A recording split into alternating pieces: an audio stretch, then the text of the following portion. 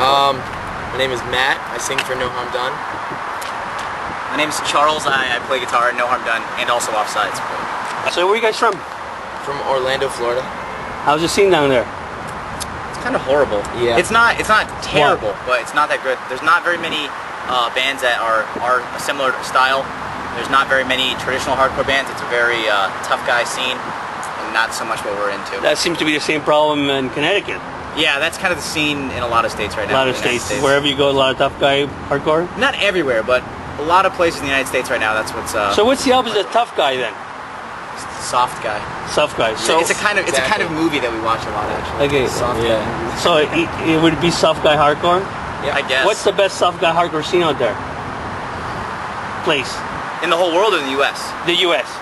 And then we can go to somewhere else. I would say probably Boston always has a pretty good scene for those kind of bands. They've kind of been going, that whole scene's been getting like more like mid-90s style hardcore. Okay. But I'd say actually probably through everything, California as like a state is probably like the best. So you like going there? We actually haven't gone there yet, but all the bands that come out of there always sound awesome.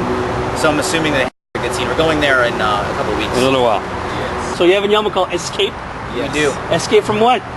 Escape from your sexual binds. Yeah. And the tough guy scene. Yeah, and the tough guy scene. It's coming out on Think Fast Records on August 19th. It's really just, it's actually it has actually kind of escaped from like the scene that we're in right now. So are you hated in your scene? Is that Are we hated? No. Okay. But it's just there's really not that many bands in Florida that are similar styles, so it's tough to play there and stuff like that. So name some of the bands in Florida. Some worthwhile bands to name are probably Fallen from the Sky and DEA. Past bands, Where Freedom Up Its Beat, definitely a great band. I was in another band. I was in a couple of the bands called. I was in a band called Make or Break, a band called Esteem, and a band called Flame Still Burns. That were all like old school hardcore.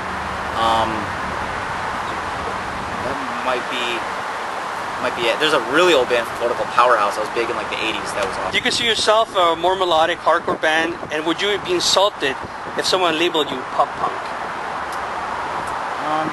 Hey, you take this. Are you pop punk?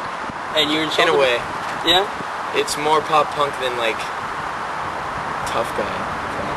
We still like I think the writing style of the band is like very hardcore. Like the structure of the songs is like the structure of a hardcore song. Like we gain a lot of influence from like Lifetime and bands that are more of that genre, like Gray Area and stuff like that. So I mean I think we consider ourselves a melodic hardcore band, the same way like Ambitions would consider themselves a hardcore band. Yes. We do have singing, so. What was it like growing up in Florida in the scene? Like when you were kids coming into the scene, like some of the things that changed since you came in and something that stayed and some of the we things lived in different places, so he can go first. So what kind of things were you into back then that you thought was great, and then? I used to be into like more like punk rock stuff, like bands that are more punk instead of hardcore. Okay. And slowly I got into hardcore just from like going to more shows. But what some of the values have changed since you got in? Some of the things have changed in the scene. I don't know. No? Everything is, iffy, sketchy. Well, the scene's like always changing. Like, it always goes in cycles. Like when I first started going to shows, like I've been going to shows for like 11 years. It was like Youth Crew was really big, and then as things like Strife was huge, and then like 90s, like slower 90s bands came about, and then Youth Crew kind of came back, and then now that 90s style is back. So everything's kind of comes in cycles. Yeah. Okay. Most memorable show attended. I'll definitely say I got to go to the last 3 Kill Your Idol shows ever. In the parking lot? In the parking lot. Talk about it. And it was you got 10 minutes on that, because that show. Like it started out being in a venue. Venue got closed because fire marshal came, and I was actually staying with the singer for a few days. So he comes over and he's like, "All right, we're gonna have a show for only like 40 people in a practice space. So just like stand off to the side, wait till everyone leaves, and we'll go there." Then he came back like 10 minutes later. He's like, "All right, tell everyone you know how to get to this place," and he gave me directions because I don't live in New York. And he's like, "Just tell everyone how to get here." Everyone drives there. We had to stay inside of a warehouse that had like a garage door, and everyone had to be quiet.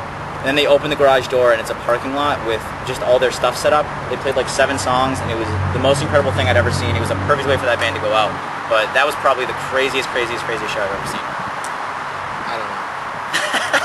Seriously, I don't know. at any show that changed for you something negatively or positively? He went and saw a Showgirls Yeah. The movie? exhibition. No, he went and saw actual Showgirls in New York. Actually, that is what Transvestite changed Showgirls me. show. Changed It was you pretty for good. the worst or for the better? For the better. Okay, good. That's it. And what and tell us how and what Just made me more confident in myself. It was actually a special he's Showgirls. so confident that you speak for him. That's great. Well, see, because we're joined at the mind, Oh, so I okay. knew what he was explaining. Perfect. It was an expose on unshaved women, Yeah. and it was a huge showgirl it was actually audience participation. So he had girls on his shoulders. There's about 40, 50 women there, completely hairy.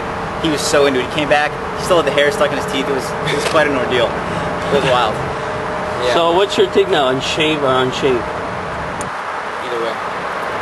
Unshaved. The more hair, the better. That's how I've always gone. Well, I like a bald woman on top. Yeah. No Huh? hair. Definitely bald on the top. Hairy legs though. Hairy legs and hairy everything else. I'm 100% into it. Yes. My favorite. What do you feel drags down the scene? Jerks. Yeah. And And shitty people with attitudes. sidekicks. And people with sidekicks. Oh, Sidekicks are that's a scene little killer. electronic thing. School me like, cause I'm. It's like the phones you have internet on. See, that's what you see people at shows doing now. Just hanging I would say out. as much as the internet has helped hardcore, like it's easy to book tours and stuff now and hear about new bands, but it has made so shitty also. Like hype bands are just like all over the place. Like everyone will talk about a band for no reason, buy all their merch, and then like 2 weeks later the band is broken up. You never hear about them again. People need to look for classics. Like when I go to a show, there's like 15 shirts for one band. Well, the unfortunate part of the internet is everyone downloads your record, so you pretty much have to make a record just so you can sell shirts. Because no one buys CDs anymore, unfortunately, for the bands and for the labels. But selling merch is the only way you're going to get to your next show. So is the use of touring to sell merch or to promote music? I mean, it's to promote music, but to continue the tour, you have to sell the merch. It's expensive. I mean, gas prices now, it's like people that aren't touring don't realize how much it costs. Like it costs, like for us just to drive here, we were 6 hours away. It probably cost us $200. Well, you think that this will cause an implosion in the hardcore scene where every band's going to stay local and the scenes are going to... Because now there's like...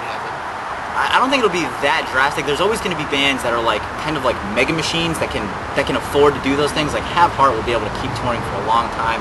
And there'll be bands that can afford to go on the road. But I think that in the next few years, as gas prices go up, I think that the internet is going to even take a more active role in people finding out about new bands as opposed to going to shows, which you've already seen. Like show attendance is like way down. Just the average shows. Like kids used to go support just their local scene, and it's just not the same way anymore. when is the hardcore going to change to low, like different fuel cars? Hopefully soon. There's already some bands in the United States that like they have like oil powered cars, and they already are like renting them out to bands. And that's the way it needs to go. Any final words? Bands to plug? Books? Movies? I run a Total record label. Recall. Total Recall. Everyone should see that.